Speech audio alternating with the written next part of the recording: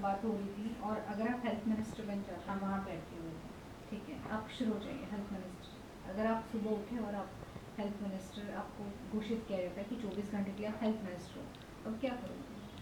Health minister में मैंने बोला था कि मुझे सोचा नहीं था कि क्या करूँ, और अगर मैं करूँ तो कुछ भी करूँ अपने फील्ड जो फिजियोथेरापी उसके रिलेटेड कर सकती हूँ। हमारे यहाँ क्या होता है कि जो फिजियोथेरापिस्ट है ना, उनका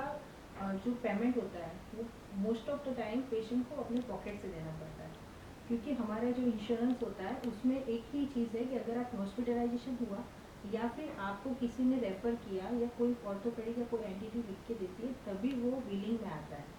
कि प्री हॉस्पिटलाइजेशन होना चाहिए, कोई ऑपरेशन होना चाहिए। जब हम ये सोच रहे हैं कि ऐसा कुछ मैं करूँ कि जिसके कारण जो नॉर्मल डे टू डे जो पेन होता है उसमें भी अगर फिजियोथेरापी को रिम्बर्समेंट मिले इंश्योरेंस से, तो पेशेंट को बड़ी कोई तकलीफ ना हो, उससे पहले रिजॉल्व हो जाए। तो उसके कारण जो बड़ी हॉस्पिटलाइजेशन होती है कभी, या कुछ भी बड़े ऑपरेशन करवाने पड़ते हैं क्योंकि वो छोटी चीज़ उन्होंने रिजॉल्व नहीं की पहले फिजियोथेरापी में जाके, तो वो हो सके। और दूसरा एक चीज़ मैं कर सकती हूँ कि हमारे यहाँ इंडिया में जो, क्योंकि मैं बाहर भी जाके आई हूँ अमेरिका में, तो वहाँ पे इलेक्ट्रिकल हेल्थ रिकॉर्ड होते हैं जो इंडिया में नहीं है। मतलब आप कोई पेशेंट है तो वो किसी एक डॉक्टर के पास जाता है, उसकी एक अलग से फाइल बनती है, फिर वो दूसरे डॉक्टर के पास जाता है तो दूसरी फाइल बनती है, तीसरे डॉक्टर के पास जाता है तो तीसरी फाइल बनती है। तो ये जो फाइलें खुलती है उसमें एक कंटिन्यूशन में फ्लो नहीं रहता। अगर वो इलेक्ट्रिकल हेल्थ रिकॉर्ड होता है और कोई एक नंबर से बनाए होते हैं पेशेंट के आइडेंटिफिकेशन से, तो हर जगह पे जाके हमारा जो पेशेंट है वो सिर्फ वो नंबर देता, और जो भी स्पेशलिटी है या कोई भी जो हमारे क्लिनिक है छोटे वाले या बड़ी हॉस्पिटल है, वो सिर्फ वो नंबर यूज़ करके उसका डेटा ले लेते हैं। तो वो डेटा में क्या होता है कि जैसे उसको कोई डायबिटिक कंडीशन चल रही है तो उसका क्या चल रहा है, अभी ब्लड शुगर क्या चल रहा है, क्योंकि उसका नॉर्मल था कि नहीं, या फिर उस पर कोई और ऑपरेशन हुए हैं या नहीं, या कोई पुरानी कोई सर्जरी है,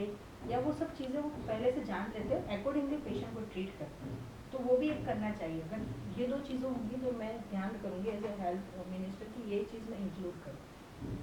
मैम, फीमेल की लाइफ में डिफरेंट फेजेस होते हैं, मतलब छोटा बच्ची होती है, फिर उसको हमेशा बोला जाता है कि तुझे बड़ी होकर ये करना है वो करना है, फिर वो मेंटली कहीं ना कहीं रेडी होती है कि उसको ना अभी कंसीव करना है, फिर प्रेगनेंसी वाली फेज, पोस्टपार्टम फेज, और फिर बाद में 40s के बाद अगेन वो टेंशन होता है। आजकल तो बहुत ज़्यादा हाइप क्रिएट किया गया है कि मेनोपॉज आ रहा है, फिर वो प्री एंड पोस्ट वाला फेज। तो इन सारे फेजेस में फिजियोथेरेपी कैसे हेल्प करता है?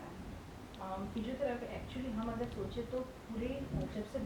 जब बॉर्न होता है बच्चा, और जब तक वो उसका लास्ट जो ब्रीथ होती है तब तक आप फिजियोथेरापी को इंक्लूड कर सकते हैं। और एज अ वूमन आप अगर देखो तो अर्ली एज में मोस्टली पेशेंट में जो जो हमारी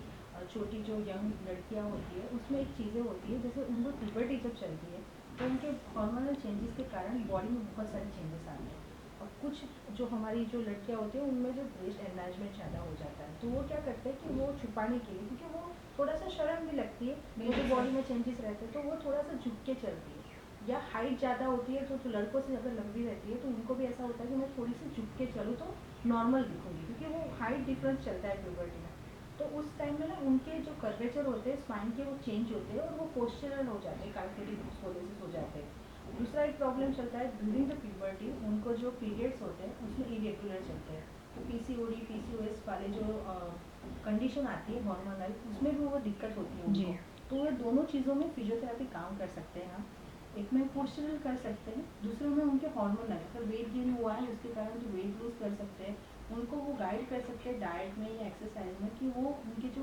इस्ट्रोजन का लेवल है वो नॉर्मल करें, और उनके पीरियड्स भी रेगुलर होते हैं। और उसके सिवाय अगर आप देखो तो आपको आफ्टर मैरिज तो पहली चीज़ आती है कि हमारे यहाँ सोसाइटी में ऐसा होता है कि भी आपको आफ्टर मैरिज आपको सोचना है कि आपको चाइल्ड के लिए कि कंसीव कैसे करना है। अभी जो हमारी लाइफस्टाइल चलती है और जो हमारे फूड के इंटेक चलते हैं उसमें हमेशा कोई अंडरवेट होता है या फिर ओवरवेट होता है, और दोनों कंडीशनों में अगर आप कंसीव करने जाओ तो जो कॉम्प्लिकेटेड होती है प्रेगनेंसी वो होती है वो। और दूसरा भी प्रॉब्लम होता है जैसे पीसीओडी पीसीओएस वाले जो चाइल्ड है, जो बच्ची है जो बड़ी होती है तो उनमें इनफर्टिलिटी रेट ज़्यादा हो जाता है। तो ये तीनों कंडीशनों में फिजियोथेरेपी काम करता है। एक में ऐसा होता है कि आप उसको इतना मजबूत करो एक्सरसाइज करवा के या उसमें, तो उसका थोड़ा सा मसल बिल्डअप हो, उसके बैक के मसल, उसके एब्डोमिनल के, उसके पैल्विक फ्लोर के मसल इतने मजबूत हो कि उसके कारण ना जब वो उनका जो डिलीवरी हो वो नॉर्मल से चले। और ट्राई होता है हमारा, अगर वो कोई प्रीनेटल में कोई लेडी हमारे पास पहले से आती है, वी विल ट्राई कि उसको नॉर्मल डिलीवरी हो। उसके बाद अगर इनफर्टिलिटी है तो भी अगर वेट लॉस करवाएंगे या उसका पीरियड्स रेगुलर करेंगे तो भी फिजियोथेरेपी में कंसीव होने के चांसेस बढ़ते हैं। हम ऐसा नहीं बोलते कि वो हेल्पफुल करता है, पर वो उसको एक फेवरेबल कंडीशन में रखता है कि उसके बाद वो गायनिक के पास जाके वो बाकी की जो थेरेपी करवाएगी तो वो ज़्यादा सक्सेसफुल रेट होते हैं IVF करवाए या ऐसे कोई। दूसरा जो हमारा प्रॉब्लम होता है वो है कि जो ड्यूरिंग द प्रेगनेंसी बहुत चीज़ें होती है जो फीमेल में आती है, जैसे जेस्टेशन डायबिटीज़ आता है, या फिर उसमें अगर देखिए आप तो दूसरा होता है BPF होता है। तो अगर आफ्टर प्रेगनेंसी वो वेट लॉस ना करे या फिर कोई एक्सरसाइज या ऐसा कुछ ना करे तो उसके कारण क्या होता है, कभी वो जो वापस चला जाता है जो जेस्टेशन डायबिटीज वो रहता है लॉन्गर रन में, या फिर BP का प्रॉब्लम भी चलता है। तो अगर वो पोस्ट नेटल में हमारे पास आए तो हम उनके पेल्विक फ्लोर मसल में स्ट्रॉन्ग कर सकते हैं वेट लॉस करवाने में, और मसल स्ट्रेंथनिंग करेंगे तो अगर नेक्स्ट अगर उनको कंसीव करना है उसमें भी वो उनको हेल्पफुल रहेगा। या फिर वो डायबिटिक कंडीशन में जाएंगी नहीं, या उनका BP का प्रॉब्लम नहीं आएगा जो फ्यूचर में उनको ज़्यादा दिक्कत कर सकता है। और दूसरा एक है अगर पेल्विक फ्लोर मसल हम मजबूत करेंगे उनके आफ्टर जो पोस्ट प्रेनेटल में, तो एक दूसरा प्रॉब्लम आता है लेडीज़ में ज़्यादा रहता है वो स्ट्रेस इनकॉन्टिनेंस का, कि भी यूरिन का जो होता है वो कंट्रोल नहीं रहता है। अगर वो कफिंग करती है या कोई सडनली स्नीजिंग आता है तो यूरिन का कंट्रोल नहीं रहता, तो वो उसमें भी हम करवा सकते हैं।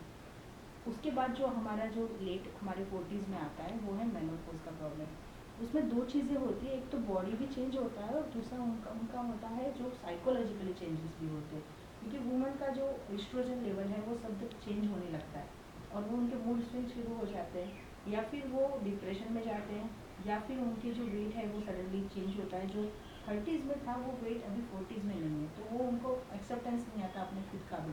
तो वो भी एक दिक्कत रहती है। दूसरा है जो पोस्ट मेनोपॉज जो प्रॉब्लम आती है वो लेडीज में मैंने बहुत देखा है कि वो ओस्टियोपोरोटिक ज़्यादा होती है, या फिर उनका यूट्रस में फाइब्रोसिस का या वो वाला भी प्रॉब्लम रहता है। तो अगर आप पोस्ट मेनोपॉज में कोई पेशेंट आए तो हम उनका देखते हैं कि भाई उनका पहले तो बॉन डेंसिटी क्या है, अगर वो ऑस्टियोपोरोटिक है, और उसका दूसरा रीज़न ये भी है कि एस्ट्रोजन जब हमारा चेंज होने लगता है तो हमारे बॉन में जो हमारा कैल्शियम लेवल है ना उसको भी ऊपर नीचे करता है। तो अगर हम उसको देखते हैं कि नहीं ये लेवल के कारण अगर कोई दिक्कत हो रही है उनको, तो वो हम एक्सरसाइज करवाएंगे, स्ट्रेंथनिंग एक्सरसाइज एक ऐसी कोई एक्सरसाइज करवाएंगे जिसके कारण वो ब्लड में से उनका जो जो कैल्शियम है वो अच्छे से उनमें डिपॉजिट हो और बोन उनके इतने ऑस्टियोपोरोटिक ना हो कि इन फ्यूचर छोटे से फॉर्म में भी उनको फ्रैक्चर हो जाए। Thank you.